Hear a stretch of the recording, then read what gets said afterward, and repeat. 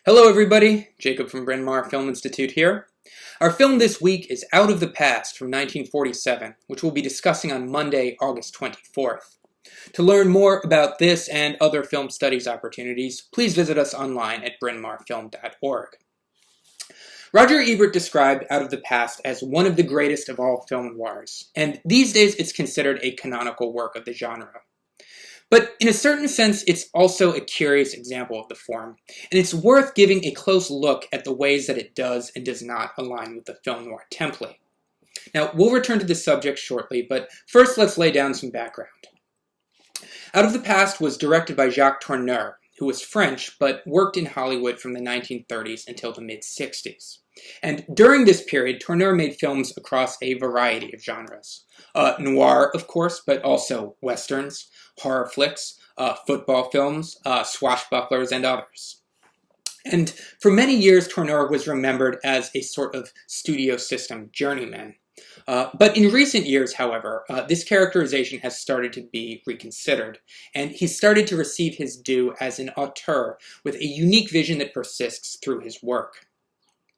Tourneur's first significant successes came in the context of the horror genre, with a set of 3 films released between 1942 and 1943.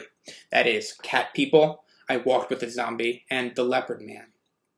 And these were all made for the B-level horror movie division of RKO Pictures, which was run by the famous producer Val Lewton. So when we bring up classic horror movies, we tend to think of monster-oriented stories. Dracula, Frankenstein, the Wolfman, and this type of thing. But Tourneur took a different approach to the genre. His horror films are eerie and uncanny, and they revolve around situations where the boundaries between fact and fantasy, between rationality and irrationality, become blurred. His films are also intensely psychological, even Freudian, and his characters are often fixated on some incident or element of the past that traps them in an obsession or a repetitive behavior. Now, the reason that I'm going into all this detail is because these qualities become the hallmark of Jacques Tourneur's auteurist vision, and they get carried over to his work in other genres. And so in Out of the Past, we're going to see these qualities come to bear in significant ways, as much or more than any of the classic thematic tropes of film noir.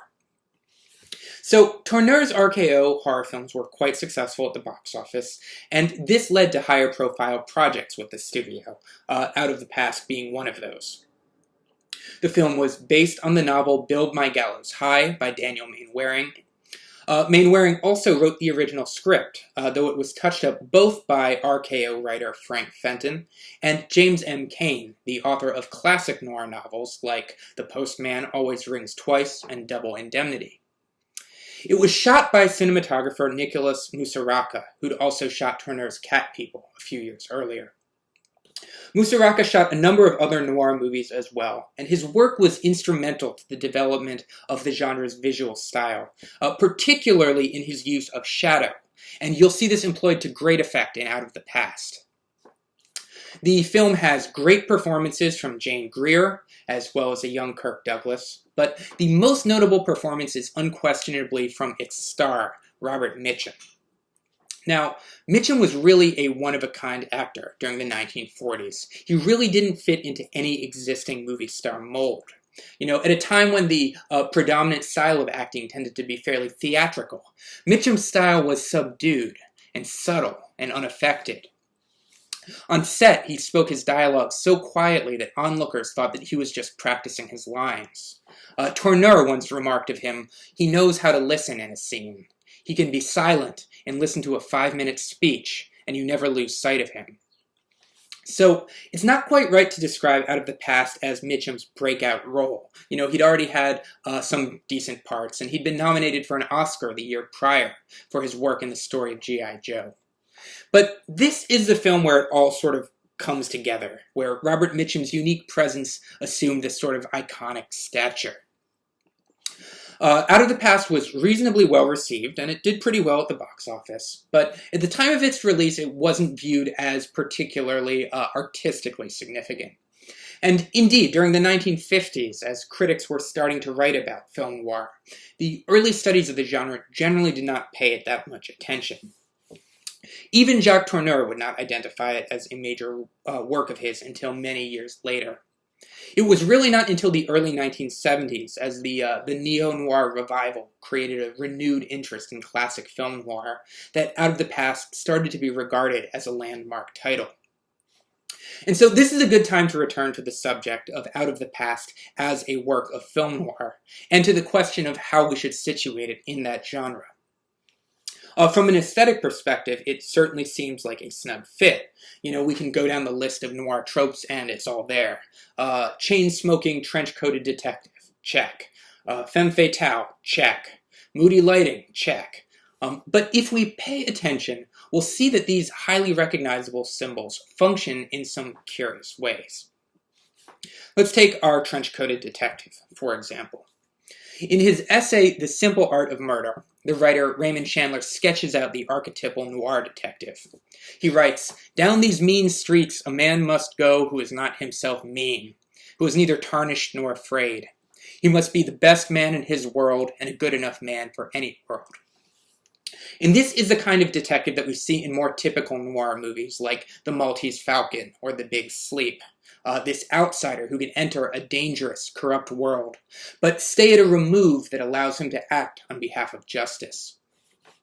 In Out of the Past, however, our detective quickly loses this sense of detachment from his case, and the intrigue really becomes his intrigue. And consequently, his voiceover, another staple of film noir, becomes less the commentary of an objective narrator and more of a subjective account of events, which should prompt us to question its reliability. And we can go on.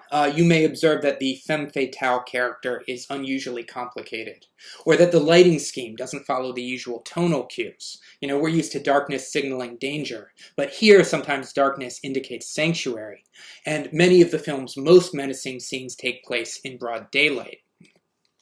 And so in these and various other ways, Tourneur utilizes the tropes of film noir, but does so in an atypical fashion. He takes them and he bends them toward his own preoccupations.